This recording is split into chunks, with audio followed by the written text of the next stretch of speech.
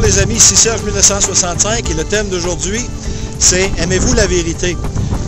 La vérité peut prendre, je dirais au niveau humain, plusieurs formes. Il y a des vérités relatives, des vérités contemporaines, des vérités qui sont, je dirais, malléables. Eh bien, pour moi, la vérité est une chose absolue. Si on dit 2 plus 2 égale 4, j'aurais beau y mettre tout mon argent, le résultat restera toujours quand même 4. Tout comme un mensonge est à l'extrême opposé d'une vérité et de la vérité absolue aussi. Si c'est possible de compter un mensonge, de raconter des mensonges, je crois qu'il est tout à fait possible de raconter la vérité absolue à propos d'un sujet.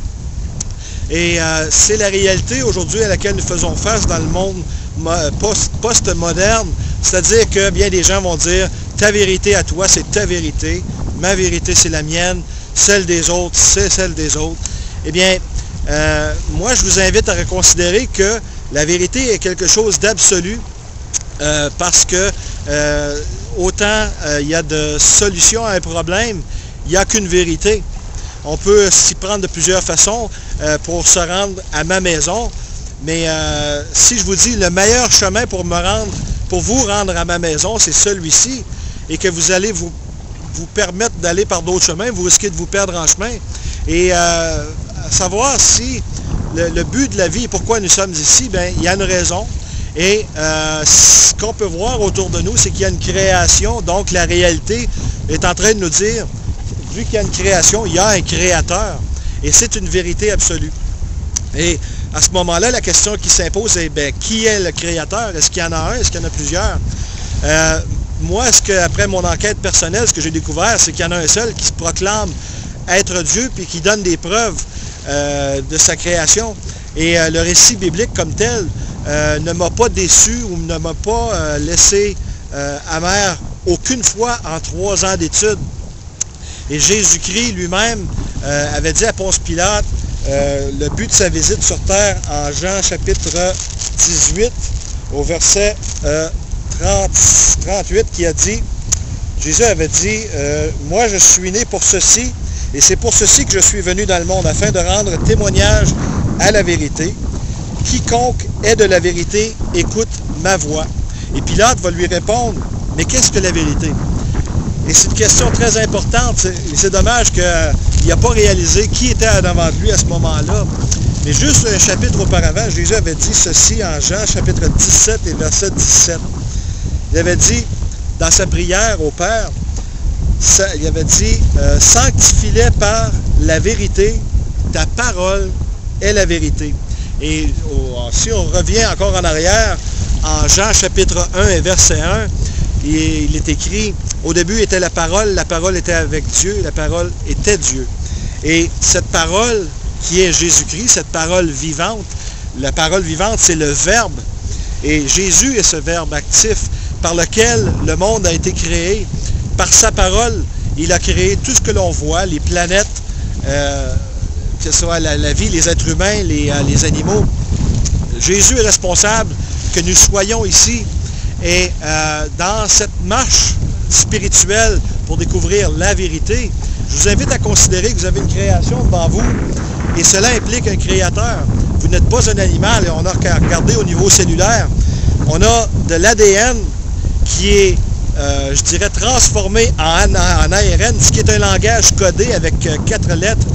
Et ce langage codé sert à activer des machines biomoléculaires qui vont permettre à ces machines d'aller faire un travail bien précis dans la cellule pour la reproduction de ces cellules. Eh bien, cela implique un designer qui a mis la vie au niveau cellulaire, et Darwin n'a pas pu réaliser dans les années 1800 la complexité de la cellule à ce moment-là. Et vous n'êtes donc pas un animal, car Dieu a dit qu'il a créé les êtres humains à son image.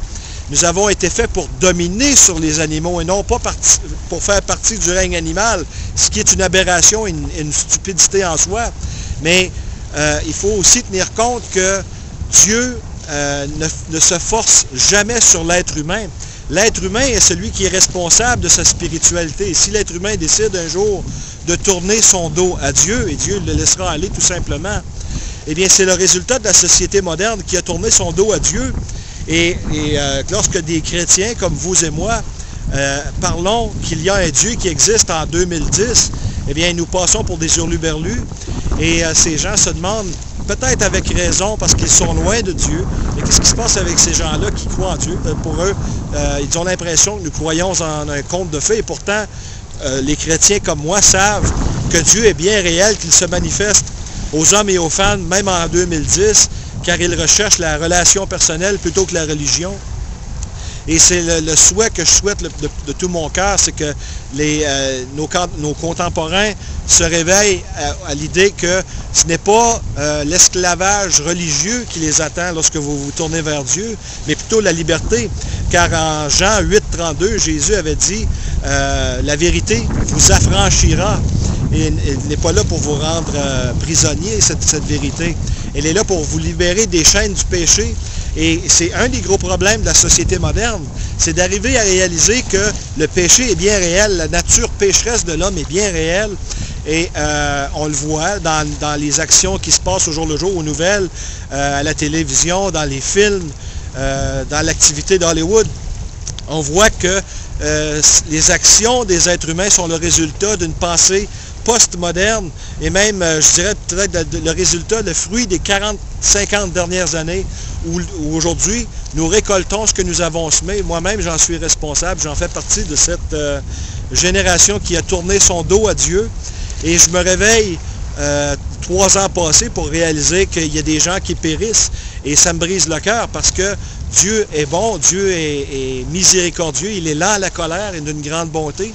Et il souhaite simplement que les gens se tournent vers lui avec ce qu'ils ont et tels qu'ils sont, lui demandent pardon et qu'ils commencent une marche en relation personnelle avec lui, jour après jour, lui communiquer son amour, lui communiquer comment il est bon, lui rendre gloire, lui dire merci pour tout ce qu'il nous donne, parce qu'il nous donne notre être, il nous donne notre respiration, il nous donne la famille, et il nous donne des amis, de la parenté. Et toutes ces bonnes choses sont le fruit d'un Dieu qui aime la communion avec sa création, qui est près de sa création. Eh bien, mon appel aujourd'hui, c'est à considérer que la vérité n'est pas quelque chose de politiquement correct, c'est quelque chose d'absolu. Ça peut peut-être insulter certains d'entre vous qui aiment à rationaliser les choses, mais dites-vous que Dieu est suprêmement au-dessus de notre raison humaine. Dieu est infini dans son raisonnement et nous sommes faits à une image d'un Dieu extrêmement intelligent, mais pour comprendre toutes ces choses, il faut se rattacher à lui pour comprendre le but, pourquoi nous sommes ici, pourquoi nous avons été créés et qu'est-ce qui nous attend après. Parce que la mort, qui est le résultat de la malédiction due à la rébellion dans le Jardin d'Éden, ce n'était pas ce que Dieu avait en tête. Dieu avait en tête que nous soyons éternellement bénis par lui en sa présence. Eh bien, il mettra une fin, un jour, il mettra une fin au péché, et ceux qui se seront ralliés à lui verront ce que Dieu a en réserve pour eux.